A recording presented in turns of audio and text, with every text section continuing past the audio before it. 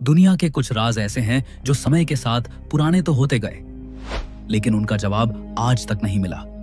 कभी एक ऐसी किताब जो एक अजीबोगरीब भाषा में लिखी गई जो आज तक किसी को समझ नहीं आई, और समंदर में एक ऐसा कंप्यूटर मिला जो हजारों साल पुराना हो, और कभी ऐसे पत्थर जो इंसान की समझ से परे हैं। तो सवाल ये है, क्या ये सब सिर्फ इतिहास की गलतियां हैं, या फिर एक ऐसा सच जिसे इंसान समझने के लिए तैयार ही नहीं?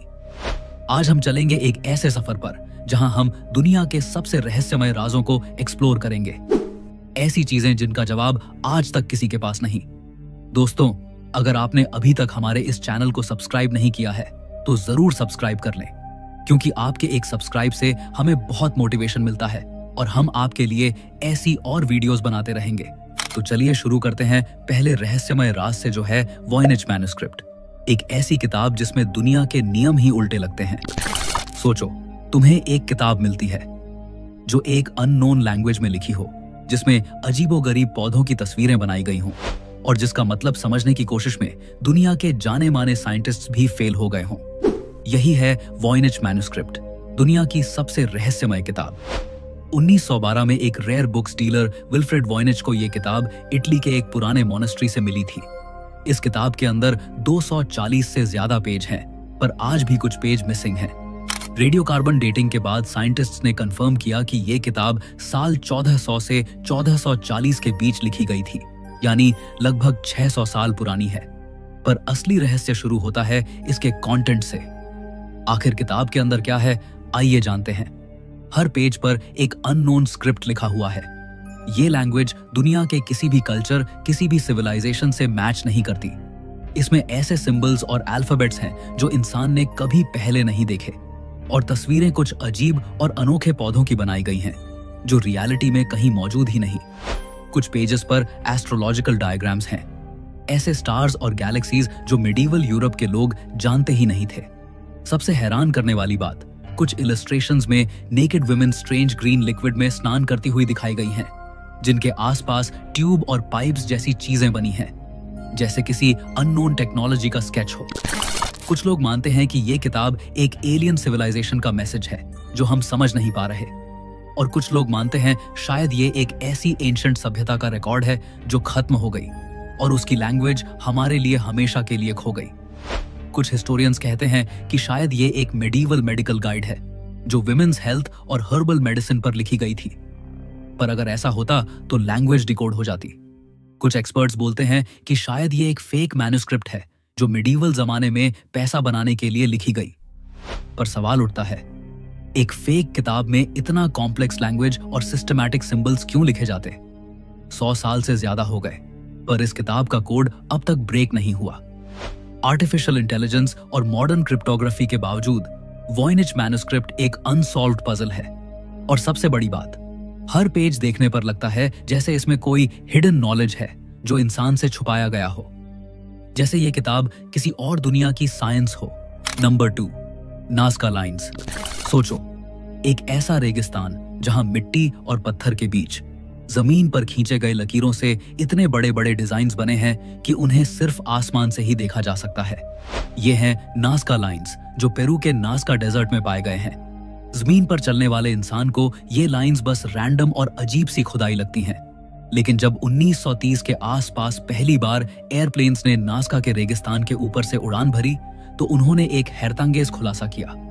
वहां पूरे डेजर्ट में 300 से ज्यादा जियोमेट्रिकल शेप्स, एनिमल्स और मिस्टीरियस फिगर्स बने हुए थे। सोचो, किसी ने एक इंसान की शक्ल, एक मंकी, एक जायंट हमिंगबर्ड और एक स्पाइडर रेगिस्तान की जमीन पर खींच दिए, और वो भी इतने बड़े स्केल पर कि उन्हें सिर्फ आसमान से ही समझा जा सकता है। ये लाइंस नाज़का सिविलाइजेशन 200 BCEE से 600 CEE के लोगों ने बनाई थी। रेगिस्तान की अपर लेयर एक तरह की रेडिश ब्राउन मिट्टी से भरी है। अगर इस लेयर को हटा दिया जाए तो नीचे से एक हल्का ग्रे व्हाइट सरफेस निकलता है। नाज़का के लोगों ने इसी सरफेस को एक्सपोज करके लाइंस बनाई।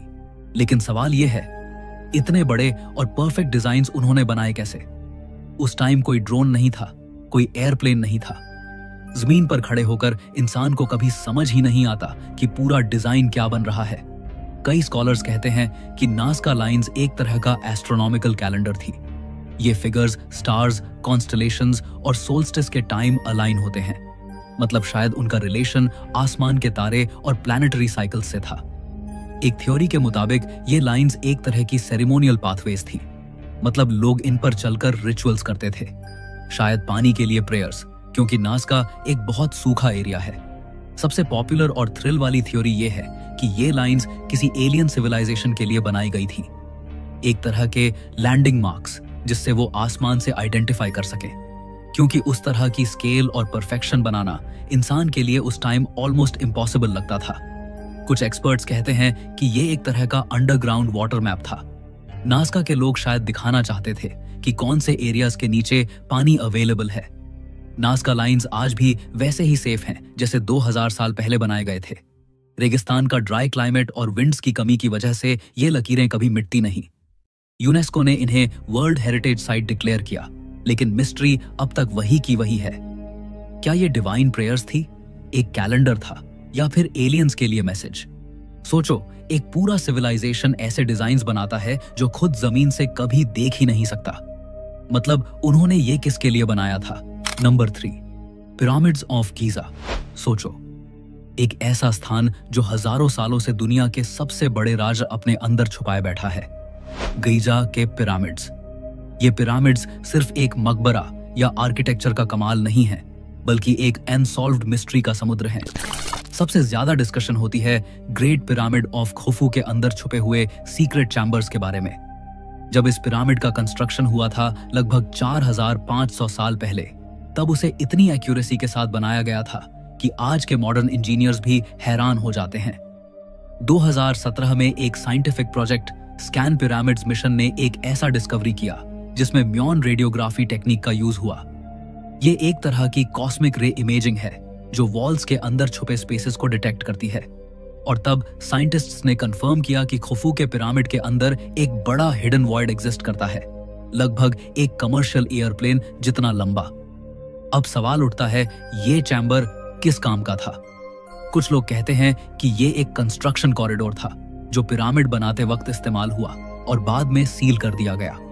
दूसरे रिसर्चर्स मानते हैं कि ये एक रॉयल बरियल चैम्बर हो सकता है जिसमें अभी तक किसी को घुसने का मौका नहीं मिला। और कुछ थ्योरिस्ट्स का मानना है कि ये चैम्बर एंशिएंट टेक्नोलॉजी या फराओ के खजाने का सीक्रेट वॉल्ट हो सकता है। और मिस्ट्री और गहरी तब हो जाती है जब ये पता चलता है कि पिरामिड के अंदर आज तक ऐसे नैरो शाफ्ट्स और कॉरिडोर्स भी हैं जिनका पर्पज किसी को समझ नहीं आया। जैसे एक शाफ्ट डायरेक्टली स्टार्स की अलाइनमेंट में बना हुआ है, जो इस बात की तरफ इशारा करता है कि इजिप्शियंस का एस्ट्रोनॉमी और आफ्टर लाइफ के साथ गहरा कनेक्शन था। पिरामिड्स के अंदर के चैम्बर्स का राज की अभी तक पूरी तरह सॉल्व नहीं हुआ। आज भी वहां एक्सपेरिमेंट्स और स्कैनिंग चल रही है, लेकिन अंदर फिजिकली एंटर करने की परमिशन नहीं दी जाती क्योंकि वो स्ट्रक्चर डिस्टर्ब हो सकता है। सोचो, अगर एक दिन ये चैम्बर्स ओपन हो गए तो क्या हमें एक खजाना मिलेगा, या फिर ऐसी नॉलेज जो इंसान की हिस्ट्री को हमेशा के लिए बदल दे? पिरामिड्स के अंदर छुपा ये सीक्रेट चैम्बर अभी भी दुनिया का एक ऐसा राज है जो हर जनरेशन को चैलेंज करता है। Number 4, Easter Island Moai statues. Pacific Ocean के बीच एक छोटा सा आइलैंड है ईस्टर आइलैंड, और यहीं खड़े हैं वो अजीब और बड़े बड़े मोआई स्टैच्यूज जिन्हें देखकर हर इंसान हैरान रह जाता है। वहां जमीन पर 13 फीट से लेकर 30 फीट तक के पत्थर के इंसान जैसे चेहरे खड़े हैं। कुछ का वेट 80 टन तक है, और ये सब स्टोन टूल्स से बनाए गए थे। मतलब ना कोई मशीन, ना आयरन, सिर्फ प्रिमिटिव टूल्स। सबसे बड़ी दिक्कत यह है कि इतने बड़े पत्थर काटकर उन्हें माउंटेन के क्वेरी से लेकर किलोमीटरों दूर तक कैसे ले जाए गए। वहां के लोकल्स कहते हैं कि स्टैच्यूज चलकर अपने आप जगह तक गए। ये बात सुनने में अजीब लगती है, लेकिन इसी वजह से मोआई स्टैच्यूज और भी ज्यादा मिस्टीरियस हो जाते हैं। कुछ आर्कियोलॉजिस्ट्स कहते हैं कि शायद वो लोग रोप्स और वुडन लॉग से खींच कर लाए होंगे, लेकिन प्रैक्टिकल एक्सपेरिमेंट्स करने के बाद भी आज के मॉडर्न लोग इन्हें मूव करने में स्ट्रगल करते हैं। फिर एंशिएंट आइलैंडर्स ने ये कैसे किया होगा? दूसरा बड़ा सवाल है, ये स्टैच्यूज बने क्यों? कुछ लोग कहते हैं कि ये एंसेस्टर्स की स्पिरिचुअल गार्डियंस हैं जो आइलैंड की रक्षा करते हैं। दूसरे कहते हैं कि ये पावर और अथॉरिटी दिखाने का एक तरीका था। और कुछ थ्योरीज ये भी कहती हैं कि शायद ये एक लॉस्ट सिविलाइजेशन का हिस्सा थे जो एडवांस थी और अपने साथ अपना नॉलेज लेकर गई। और भी डरावनी बात यह है कि रिसर्चर्स कहते हैं इन स्टैच्यूज के नीचे पूरे बॉडीज भी हैं, सिर्फ हेड्स नहीं। जमीन के अंदर दबे हुए बड़े टॉर्सो पार्ट्स भी मिलते हैं जो बताते हैं कि स्टैच्यूज असल में इंसान के पूरे शरीर का रिप्रेजेंटेशन थे। मतलब सेंचुरीज तक लोग समझते रहे कि ये सिर्फ बड़े हेड्स हैं, लेकिन सच और भी गहरा निकला। रात के वक्त जब हवा तेज चलती है और समुद्र की लहरों की आवाज आती है, मोआई स्टैच्यूज एकदम जिंदा जैसे लगते हैं, जैसे वो अपनी आंखों से तुम्हें घूर रहे हों। Number 5, Bermuda triangle. Atlantic ocean के एक हिस्सों में एक ऐसा ट्रायंगुलर एरिया है जिसे बरमूडा ट्रायंगल या डेविल्स ट्रायंगल कहा जाता है। इसके 3 पॉइंट्स हैं, फ्लोरिडा, बरमूडा और प्यूर्टो रिको, और इन तीनों पॉइंट्स को मिला दो तो बनता है एक विशाल समुद्री त्रिकोण जिसमें कई जहाजों और हवाई जहाजों ने बिना किसी निशान के गायब होकर दुनिया को हमेशा हैरान कर दिया। सबसे ज्यादा मशहूर केस 1945 में हुआ था, flight 918। 5 American navy bombers training mission के लिए निकले थे। कम्युनिकेशन में उन्होंने बोला कि कंपास काम नहीं कर रहा, डायरेक्शन क्लियर नहीं हो रही।